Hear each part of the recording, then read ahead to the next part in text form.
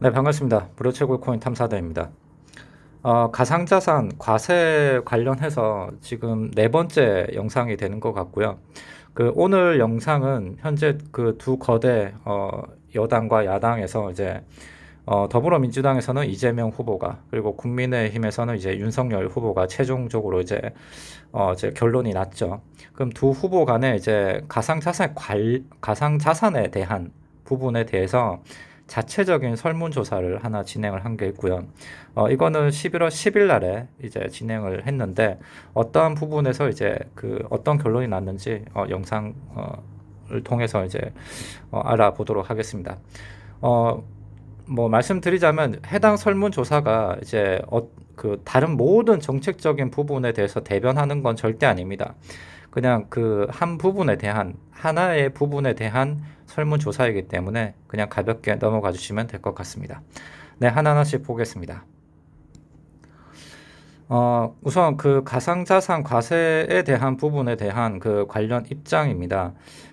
자료는 이제 그 거의 모든 신문사들의 이제 매체를 통해서나 이제 영상을 통해서 이제 발췌를 한 부분이고요. 수집을 한 것이고, 근데 지금 이재명 후보 같은 경우는 11월 10일 날 이틀 전에 이제 청년 가상자산을 말하다라는 이제 포럼이 있었습니다.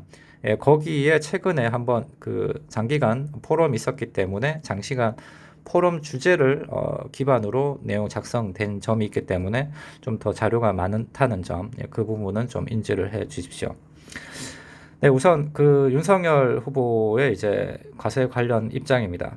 예, 가상자산 과세에 대한 유예가 필요하다. 자, 홍남기 부총리가 말하는 부분에 대해서 소득이 있는 곳에 이제 세금을 매기는 것에 대해서는 이해를 한다. 다만 현재 지금 제도도 개선이 되지 않은 상태에서 과세만 우선적으로 행사를 하겠다는 정부의 방침은 마땅치 않다. 그리고 규제 틀을 명확하게 정하고 난 다음에 가상자산 과세를 진행해도 늦지 않다라는 입장입니다. 가상자산 과세에 대한 유예는 1년 정도를 하는 것으로 이제 국민의힘이나 민주당이나 동일하게 이제 진행을 하려고 법안을 발표하고 있죠. 다음으로는 이제 미국의 모델도 벤치마킹을 해야 된다. 그러니까 지금 미국에서도 기축통화가 이제 마련이 되어 있고 이런 제도 개선 이런 것들이 매우 잘 되어 있는데 미국의 모델을 벤치마킹을 해서 우리도 이제 그것을 진행할 필요가 있다. 그리고 이제 자체 거래소 내에서도 이제 인허가제가 필요로 하고 정부 차원에서 행정 서비스를 제공을 하고 난 다음에 진행을 해야 한다. 라고 이렇게 입장을 밝힌 바가 있습니다. 윤석열 후보는 일단 이렇게 정리가 될 수 있고요. 그 다음에 이재명 후보 같은 경우는 아까 말씀드렸다시피 11월 10일 날 가상자산을 말하다 그 포럼 내용을 주제로 일단 이렇게 작성을 해봤습니다. 가상자산 과세에 대해서 유예는 2023년으로 1년을 연기를 해야 되는데, 자, 주식 양도 차익을 과세를 시작하는 시점인 2023년에 같이 진행해도 늦지 않다라고 하는 부분이고요. 그 다음에 가상자산은 이제 제도권으로 이제 흡수시켜야 된다. 가상자산 성격 자체가 현재 투기성 성격이 좀 매우 강하기 때문에 제도권 안으로 구분하는 게 마땅하다. 그리고 기본 공제액이 250만 원은 너무 터무니없는 숫자다. 자, 지금 민주당 내에서 이제 대선 공약의 정책 반영을 할 것인데 이 공제액이 대폭 상향을 할 텐데 얼마까지 하는 건 아직 구체적이지는 않다. 다만 이제 250만 원이라는 거는 너무 낮고 대폭 상향을 할 것이다. 그리고 현재의 문제점은 과세에 대한 문제점은 소득이 있다라고 해서 이제 무조건 과세를 하게 되면은 손실액이 발생했을 때에 대한 이월에 대한 것도 검토를 해야 된다라는 부분입니다.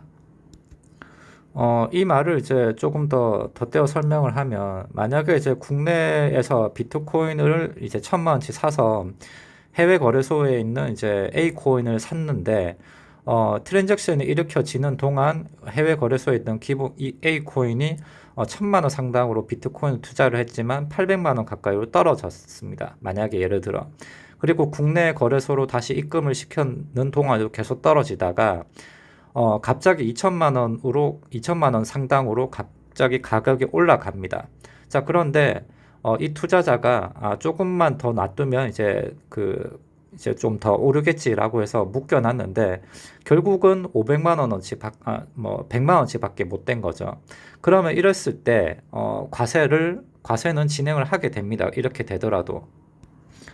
그게 아니라 이제 100만 원이 아니고 600만 원 정도가 됐을 때 100만 원을 이제 해외 거래소에서 처음 사들여왔던 500만 원 대비해서는 100만 원은 이득을 본 것으로 보기 때문에 과세는 진행할 수밖에 없다는 점입니다.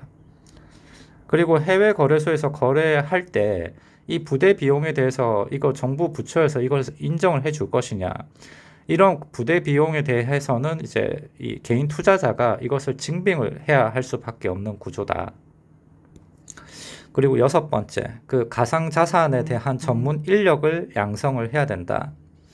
그리고 K코인을 발행을 해서 전 국민에게 지급을 해야 된다. 자, 이 말은 8번 항목과 덧붙여지는데, 현재 지금 이런 가상자산에 대해서는 이게 신세계가 지금 열리고 있는 것이고, 이것이 일반적인 부정적인 게 아니라 긍정적인 신세계가 열리고 있다.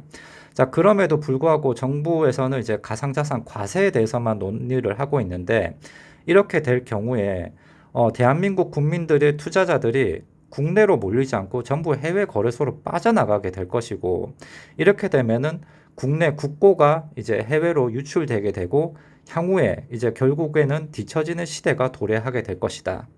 그래서 현재 지금 상위 20%의 계층이 부동산을 예를 들어 설명할 때 상위 20%가 이제 부동산을 하위 20% 대비해서 10배에서 100배까지도 보유를 하고 있기 때문에 정부에서 이제 국내 코인을 적극적으로 개발 지원을 해서 하위 20%의 계층도 참여할 수 있게 하되 국가적으로 이제 스테이블 코인이 되겠죠. 그 가칭 K 코인이란 걸 발행을 해서 전 국민에게 지급을 하고 그것을 가지고 향후에 토큰을 지급을 해서 이제 거래 수단으로까지 발전할 수 있는 그런 기회까지 주자라는 게 이재명 후보의 생각이었습니다. 개인적으로 좀 아직까지 윤석열 후보가 이제 가상자산에 대해서 어떤 구체적인 정책 방향을 아직 내놓지는 않았기 때문에 지금 이재명 후보가 좀 더 많아 보이는 것처럼도 느낄 수가 있습니다. 그런데 11월 10일 날에 이제 청년 가상자산을 말하다라는 부분에서 봤을 때 조금 공부는 좀 했구나, 상당히 좀 하셨구나 이런 느낌은 좀 지울 수는 없었습니다. 솔직하게 말하면. 자, 그리고 이제 가상자산 과세 관련해서 어느 후보가 대통령이 되는 게 우리 무료 채굴러들한테 도움이 될 수 있을까라고 하는 질문을 한번 던져봤습니다. 현재 지금 1,000명 정도가 투표를 해주셨고요. 가상자산 과세 관련 어느 후보가 대통령이 되는 것이 무료 채굴러에게 더 유리할까? 이렇게 물었을 때 현재 지금 설문조사 결과로서는 이재명 후보가 67%, 윤석열 후보가 33%로 이렇게 나타났습니다. 정치적으로 봤을 때 저는 중도의 입장인데요. 지금 민주당 입장에서는 20, 30대의 이제 유권자들을 이제 포섭을 하기 위한 이게 도구가 될 수도 있고 또 국민의힘 입장에 봤을 때는 이제 홍준표와 이제 윤석열 간의 최종 결선 투표에서 윤석열이 되면서 나중에 홍준표가 후보가 이제 20, 30대들이 빠져나갈 것이다라는 말을 했죠. 그에 따라 이제 빠져나가는 20, 30대들을 다시 불러들이기 위한 또 수단으로 그런 명맥적인 그냥 일반적인 발언일 수도 있습니다. 그러나 가상자산 과세는 지금 현재 상당한 이슈가 되고 있고 이것이 대통령 후보를 결정짓는데 정책으로 반영도 될 수가 있기 때문에 관심 있게 지켜볼 필요성은 있어 보입니다. 네, 여기까지고요. 영상 시청 감사합니다.